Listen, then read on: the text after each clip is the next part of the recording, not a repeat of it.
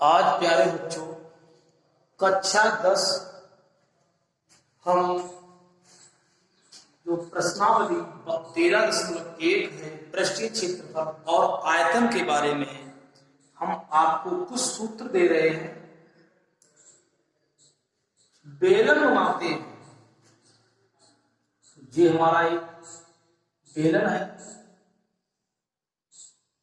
और तो ये आपने सिलेंडर देखा होगा। क्या देखा होगा? सिलेंडर।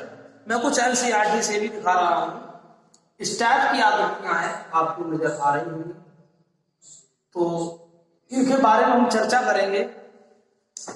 आपने दैनिक जीवन में भी देखी होंगी, घर में एक बेलन होता है, इसे सिलेंडर कहते हैं, वो बेलन है। बेलन का पृष्ठीय क्षेत्रफल क्या होता है, बेलन का आयतन क्या होता है, तो उसके बारे में हम आपको समझाएंगे कि बेलन का जो चीज इसमें अंदर आ जाए वो आयतन जितनी आ जाए। अब पृष्ठीय क्षेत्रफल क्या होता है, इसका कितना कपड़ा इसका बाहर रंगाई हो जाएगी या कितनी पेंट बाहर से हो जाएगी, वो इसका एरिया कहलाएगा। इसमें दो वृत्ताकार क्षेत्र लगे हुए हैं, तो इसमें मैंने कुछ सूत्र जल्दी बता रहा हूं। बेलन का आयतन होता है पाई आर स्क्वायर एच। तो एच आपकी हो गई ऊंचाई और जे आपकी हो गई त्रिज्या। हमने त्रिज्या मानी, तो इसको हम नाम दे सकते हैं ओ और ओ डैश। बेटा बेलन का वक्र पृष्ठ 2 पाई आर एच, 2 पाई आर एच।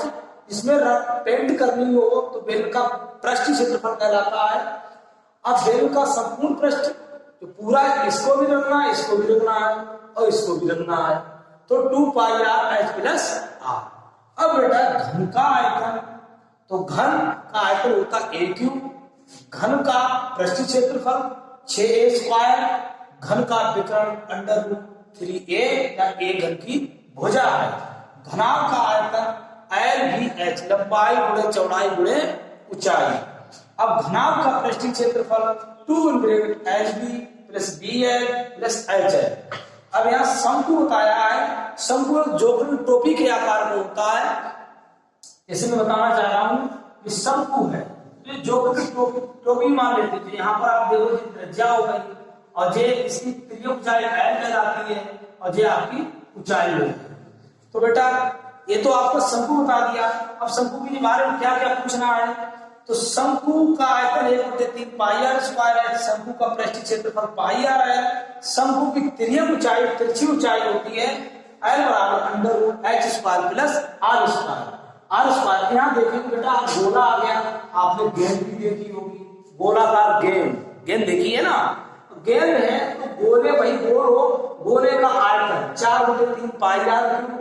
गोले का पृष्ठ वक्र पृष्ठ 4 पाई आर स्क्वायर। गोले के ऊपर यानी गेंद के ऊपर कितना हम इसके पेंट कर सकते हैं वो एरिया कहलाता है, वक्र पृष्ठ कहलाता है। वृत्त का क्षेत्रफल बहुत पहले जानते हैं, वृत्त का क्षेत्रफल पाई आर स्क्वायर।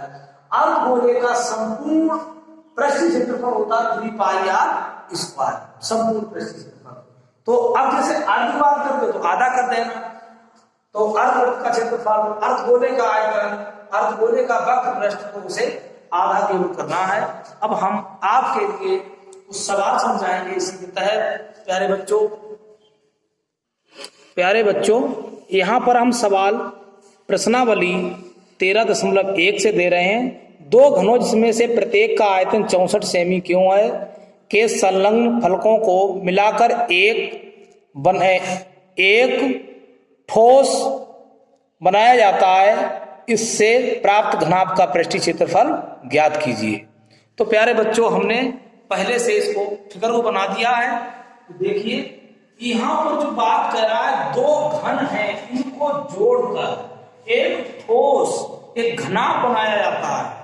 ये बच्चों क्या है, आपके घन हैं, तो इन घन का आयतन, प्रत्येक का आयतन है वो 64 सेमी क्यों है। कितना है? 64 सेमी क्यों। तो यहां पर लिखेंगे प्यारे बच्चों, घन का आयतन, अभी मैंने लिखवाया था, आयतन बराबर ए क्यूब, और ए क्यूब बराबर मेरे प्यारे बच्चों दिया है 64 सेमी क्यूब। तो एक इसका घनमूल लेंगे तो हमारा आ जाएगा 4 सेमी। कैसे? हम ऐसे भी कर सकते हैं, करड़ी घात 3 लगा के 4 गुना 4 गुना 4, तो इसमें 3 घनमूल कितने जुड़ा होता? 3, तो इसका आ जाएगा 4 सेमी। सेमी क्यों था यहां मान लीजिए, तो यहां पर हमारा 4 सेमी आया, तो अब उसको जोड़कर तो इसकी प्रत्येक भुजा कितनी हो गई? 4 4 4, तो घन की प्रत्येक भुजा जो हो गई है 4 हो गई है। प्यारे बच्चों, दोनों की 4 4 है, तो इनको अब जोड़ दिया गया, तो सटा दिया गया। पहले हमने ऐसे बनाया, देख लीजिए, पहले एक घन बना लिया, उसको फिर हमने इसको और जोड़ दिया, दूसरा घर बना दिया, इसको और आगे बना दिया, तो हमारा एक पूरा घनाभ बन जाता। क्या बन जाता है? घनाभ। बच्चों बहुत अच्छा सवाल है। तो इसमें लंबाई तो बढ़ गई है, कितनी हो गई?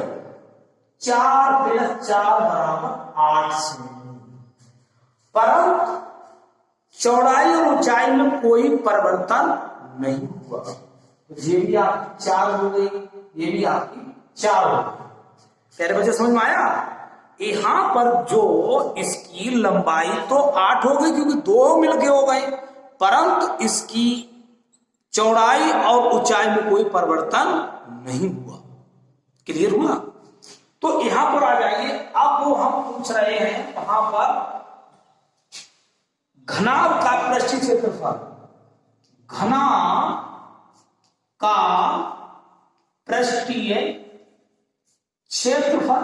अभी हमने पिछले सूत्र में उसमें थोड़ा ये भी लिखवाया था, क्या होता? 2 LB BH + HH। तो L की लंबाई, B की चौड़ाई और H को ऊंचाई, तो लंबाई गुणा चौड़ाई और चौड़ाई गुणा ऊंचाई और ऊंचाई गुणा लंबाई। ठीक है? अब इसमें प्यारे बच्चों मान रख दीजिए, L कितनी? 8, B कितनी? 4, B कितनी? 4 और ऊंचाई भी 4, ये कितनी? H कितनी आपकी? 4, ऊंचाई कितनी आपकी? 8। तो यहां पर प्यारे बच्चों 2 32 + 16 + 32, ये कितना हो गया? 2 80 और 8 × 160 सेमी। क्यों? अब इसका जो क्या आया? घनाभ का पृष्ठीय क्षेत्रफल, पृष्ठीय क्षेत्रफल जो भी आया है 160 सेमी। नहीं, इसका जो पृष्ठीय क्षेत्रफल आएगा वो सेम स्क्वायर आएगा। क्यों? क्योंकि लंबाई गुणे चौड़ाई और चौड़ाई गुणे ऊंचाई, ऊंचाई गुणे लंबाई, तो इसका पृष्ठीय घनाभ का पृष्ठीय क्षेत्रफल इसका आएगा 160 सेमी स्क्वायर, क्योंकि इसका सेमी स्क्वायर कम हो जाएगा। तो ठीक है मेरे प्यारे बच्चों, इसका आपको समझ में आया? अगला सवाल मैं दूसरा भी इसी वीडियो में दूंगा, तो इसको नोट करिए। तो प्यारे बच्चों, यहां पर हम अब दूसरा सवाल देके दिखा रहे हैं। आप देखिए बड़ा ध्यान से। एक बर्तन एक खोखले अर्धगोले के आकार का है, तो जिसके ऊपर एक खोखला बेलन अध्यारोपित है। अर्धगोले का व्यास 14 सेंटीमीटर है। इस बर्तन की कुल ऊंचाई 13 सेमी है। इस बर्तन का आंतरिक पृष्ठीय क्षेत्रफल ज्ञात कीजिए। तो यहां पर अब हम दूसरा सवाल आपको समझाएंगे प्यारे बच्चों। बड़ा इंपॉर्टेंट टॉपिक है और बहुत अच्छे सवाल हैं। तो इसमें जो कहा गया कि हमारा एक बेलन था और अर्ध कटोरा, जो कटोरा होता है, जो हमारा कटोरी घर में देखी होगी, देखी ना कटोरी देखी, और एक इस टाइप से आपका कोई बेलन होगा, इस टाइप से, चाहे तो इस टाइप से बना लीजिए, इस टाइप से, ठीक है ना। अब जो इस टाइप में तो आपकी इस तरह का कोई बेलन है। अब जो बेलन है तो कटोरा नीचे रख दिया, अर्ध कटोरा, जो कटोरी नहीं होती अर्ध गोलाकार होती है। तो प्यारे बच्चों, यहां पर मैं ज्यादा उसमें प्रैक्टिकल तो नहीं बता सकता हूं ज्यादा, कि कटोरा यहां पर रख दिया है। अब जो कटोरा है तो कटोरे अर्ध गोले का क्षेत्रफल और प्लस बेलन का क्षेत्रफल, पृष्ठीय क्षेत्रफल। तो इसको वो कह रहा है आंतरिक रूप से इसको कलई की पेंट की गई है अंदर अंदर। तो बेटा इसको अंदर अंदर कलई की गई है, तो अर्ध गोले का वक्र पृष्ठीय क्षेत्रफल और प्लस बेलन का पृष्ठीय क्षेत्रफल। तो कहने का मतलब इसमें बता रहा हूं इसके अंदर अंदर जो भाग नहीं लिया गया, इसके अंदर अंदर ली गई। वो कटोरा रखा था। तो अब हम आपको समझाते हैं बर्तन के। तो हम देख रहे हैं बेलन की ऊंचाई बराबर कितनी है? 6 सेमी। बेलन की त्रिज्या कितनी है बेटा? जितनी कटोरे की है उतनी ही बेलन की है, क्योंकि बराबर रखा गया है। और अर्ध गोले की त्रिज्या बराबर 7 सेमी। अब हम पूरा भाग लिखेंगे।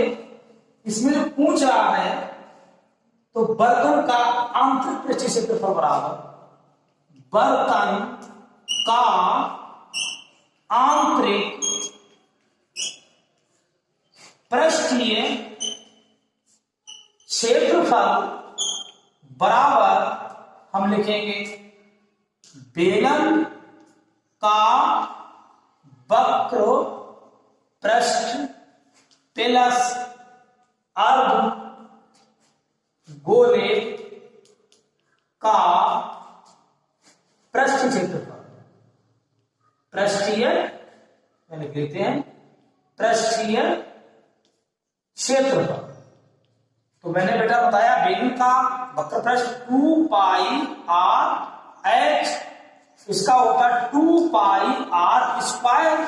अब हम बेटा यहां करेंगे 2 पाई r कॉमन ले लेंगे, तो h प्लस r बचेगा।